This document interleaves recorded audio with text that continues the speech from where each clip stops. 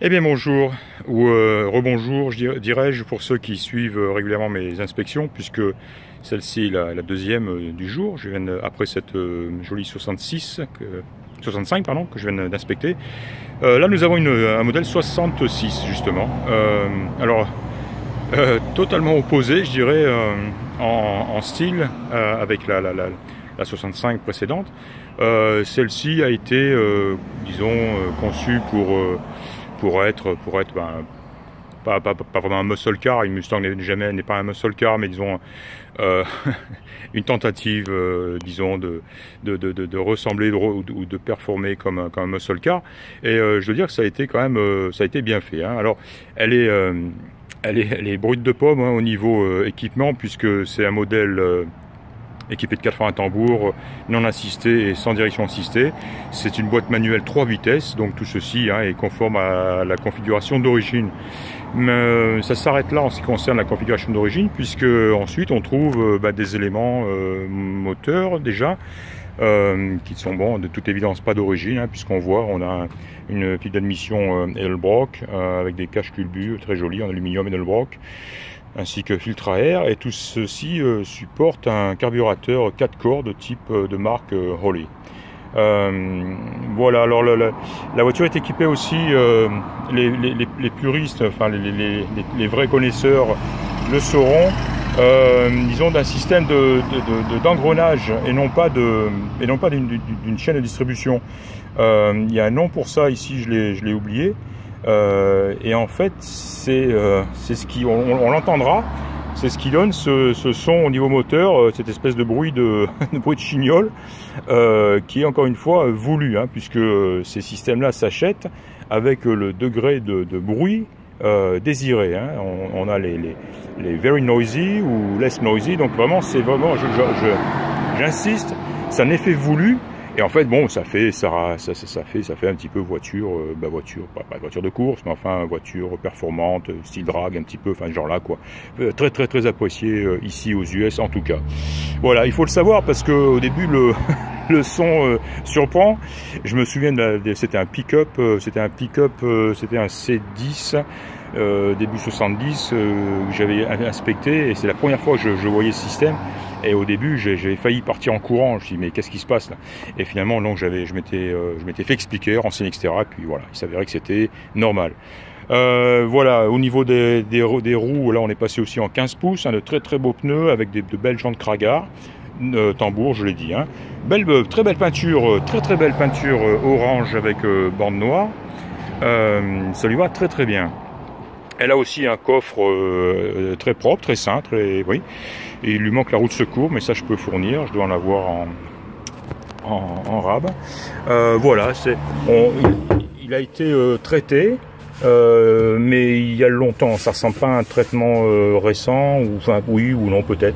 Enfin voilà, mais en tout cas, encore une fois, j'insiste, comme je l'avais fait sur la voiture précédente, c'est solide ici. D'ailleurs, on voit encore le petit bouchon avec le trou, et non pas un trou qui est parti en rouille, quoi. Là aussi, il semblerait que je vois une jonction ici. Il semblerait que une réparation ait été faite sur le bas de l'aile. Et peut-être pas ici. Non, ici je vois rien du tout. Ici, ça m'a l'air d'origine. Je me demande, je m'enseignais d'ailleurs si c'est pas les mêmes gens qui ont fait la restauration de la 65 précédente que j'ai inspectée. Ça, en tout cas, ça y ressemble. On sent le même, disons, la même qualité de restauration, le même degré aussi de restauration. Voilà. Alors un très bel intérieur, pareil, qui est pour la plupart d'origine en ce qui concerne les panneaux de porte, les sièges bien sûr. Et on voit un très joli levier de vitesse de style et de marque Hurst, et un compte-tour Sun Pro aussi qui ont été rajoutés. Ce sont les deux.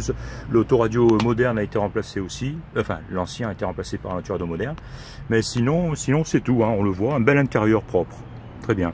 Voilà, maintenant on va l'écouter parce que, et puis oui, deux petits mots sur la conduite aussi finalement. Finalement très sympa quoi. Comme je le disais, sans parler de muscle car, mais on peut parler de voiture très amusante à conduire, qui répond très bien. Le moteur est super bien réglé, tout ça, il se lance sans hésitation. Le bruit est monstrueux, magnifique. Et on se fait plaisir, on a bien le pommeau du levier Hurst en main. Et on a envie de passer les vitesses, on a envie d'accélérer, on a envie de freiner. En parlant de freinage, il est pas fantastique. Hein, frein à tambour, bien sûr. Donc, il a tendance à tirer un petit peu au freinage. Hein, ça tire un petit peu sur la droite.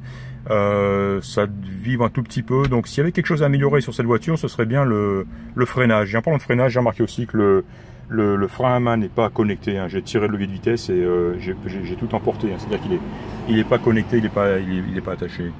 Donc voilà. Voilà les points négatifs, je dirais, de cette voiture-là. Sont le freinage qui descend, hein, attention, on appuie sur la pédale, on bloque les roues sans problème, la voiture s'arrête, mais il faut la maîtriser, il faut compenser un petit peu au volant. Et encore une fois, puisqu'on a une voiture qui se veut un petit peu sportive ou à vocation sportive, l'ajout d'un jeu de frein à disque avec assistance serait vraiment un plus. Un très très bon plus, et voilà, ça irait bien à cette voiture là. Voilà, allez, on va l'écouter. Contact, démarrage, on recommence. Voilà. Alors voilà, je sais pas si on entend.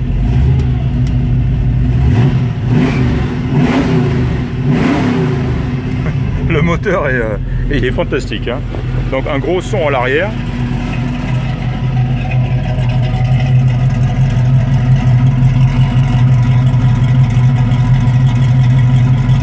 Voilà, vous devinez un petit peu le bruit que ça fait à l'accélération. Et puis au niveau moteur, je vais voir si on l'entend.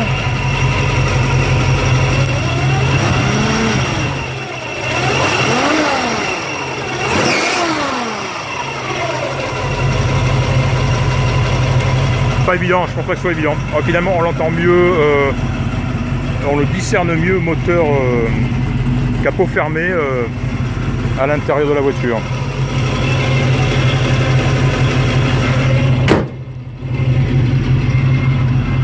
Mais encore une fois, bon, c'est pas non plus, hein, attention, hein, c'est pas, on n'entend pas que ça non plus. Hein. On l'entend, c'est tout. C'est pour ça que je voulais le signaler, l'expliquer. Voilà. Sinon, vraiment une voiture qui a de la gueule, elle présente très très bien. Elle est un petit peu haute du cul, comme on dit, ce qui lui donne un beau petit air un peu agressif, hein, et voilà, qui va bien avec le son et le style de conduite de la voiture. Voilà, je pense avoir fait le tour. Encore une fois, tout ceci donc sera sur mon site avec photos et bien sûr le tarif. Voilà, c'était Serge donc d'Oregon Classique. Je vous remercie de m'avoir écouté une fois de plus et je vous dis à bientôt. Au revoir.